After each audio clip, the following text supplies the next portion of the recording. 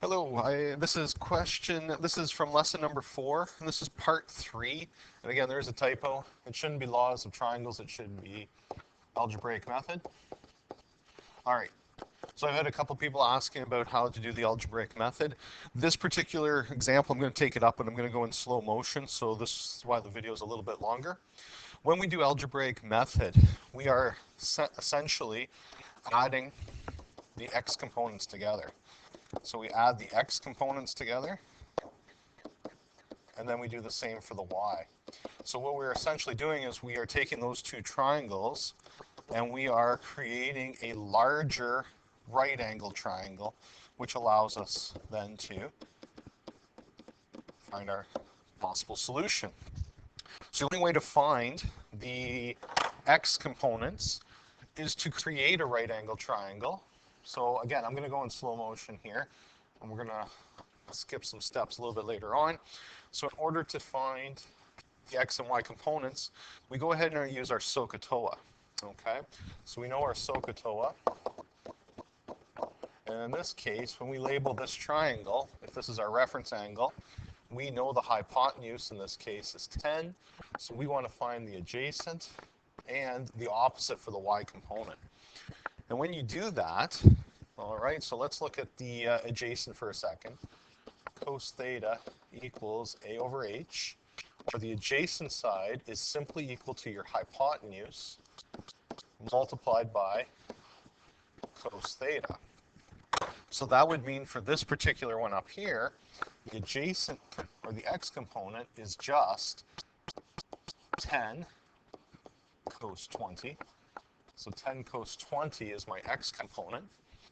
And on the opposite side, same idea, sine theta equals opposite over hypotenuse. The opposite side is just your hypotenuse multiplied by sine theta. So that would mean that this opposite side would be 10 sine 20. So that is your x and y component. And I said in the note that any vector, so any vector u, can be rewritten algebraically by taking the magnitude of the vector and cos theta.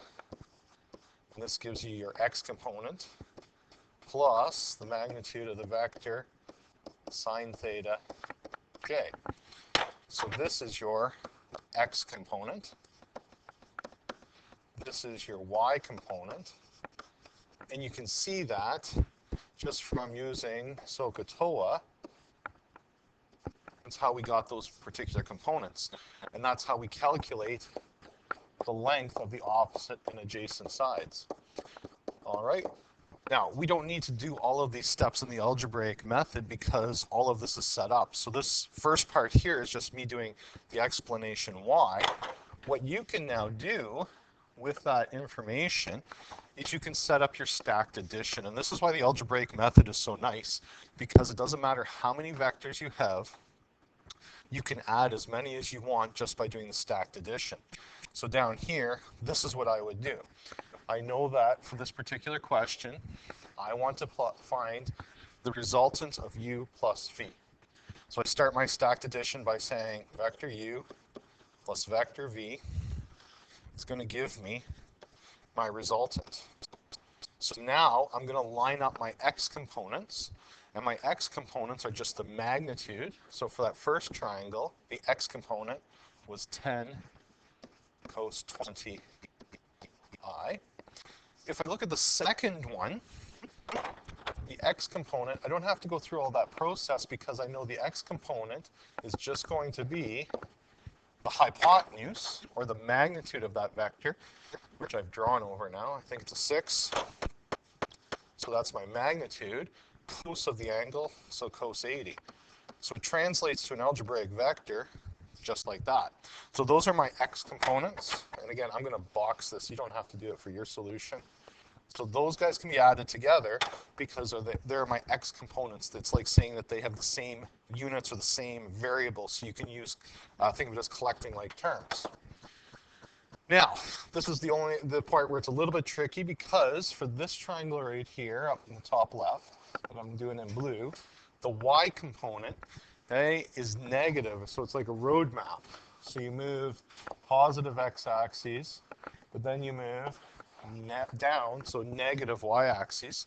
So this one's actually going to be a negative of my y component, which is the hypotenuse, 10, sine of the angle, so sine 20j, what we had right there. All right, the other vector, positive x-axis, positive, I'm going to go up to get there, so it's like a road map from my start, positive x, positive y, magnitude of 6, that's the hypotenuse, multiplied by sine of the angle. And again, I'm going to put a red box. Those are also like terms, and we got to include those symbols, so I better do that. Again, you don't need the red boxes, but those are like terms. So now you can add down the column, add those together by punching them into your calculators. So 10 cos 20 plus 6 cos 80, and according to my calculator, that gives me 10.4 I approximately. All right, down the next column, you need to include that negative, so negative 10 sine 20 plus 6 sine 20, and I get negative 1.4 j. So if we were to add those two vectors together, this would be the resulting x and y component of the final triangle, okay? So it is essentially taken my u vector, looked like that, plus my v vector, looks like that. I'm just sketching this in freehand here. Here's my resultant. All right, so there's the resultant vector. So according to my answer, if I went across 10.4 units on the x-axis, down 1.4 units on the y-axis, this creates a right-angled triangle for my resultant. And the nice thing with the algebraic method, it sets you up to use your Pythagorean theorem to find the magnitude and inverse tan to find the angle. So this is telling you the x component of your final triangle and the y component of your final triangle. So from there, we can put it into cruise control, I like to call it, because it's always this formula right here. So this is your x component, oops, squared, plus your y component squared. So you'd have the square root of 10.4 plus negative 1.4 squared. And that will give us, so 10.4 squared plus 1.4 squared, square root that, and I get about 10.5. My angle, it is always theta tan inverse of your y component over the x component. So we're doing tan inverse of 1.4 and 10.4. I don't worry about the negative signs because I already know, okay, going back to my resultant, I already know I'm going to head east, and then I'm going to head south. So I don't need to put negatives inside the angle. I already know which quadrant from your Castrol or whatever, what quadrant I'm going to be heading into. So I don't need to worry about the negatives. I just want to know what the number is. So when I do that, I find tan inverse of that is, let's call it 7.7 degrees. So therefore, the resultant is 10.5, I think it was in centimeters, east, 7.7, and I knew it was south already from my answer because of the negative sign back here. So that's in slow motion, trying to do an explanation of all the steps there.